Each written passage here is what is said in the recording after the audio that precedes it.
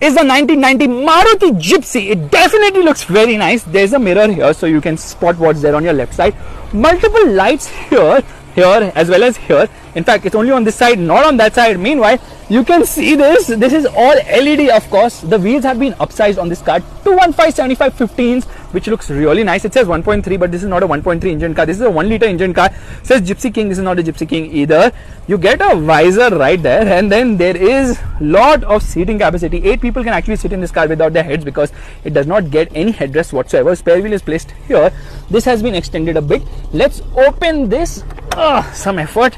Anyways, you know what? You want to increase space there, you can do that, but you know what, it's not comfortable. Side facing seats are not comfortable, especially with the ride quality of this car. You can see there's a fan there. Let's get to the front. If you're hungry, I have Momo for you. Momo steering wheel.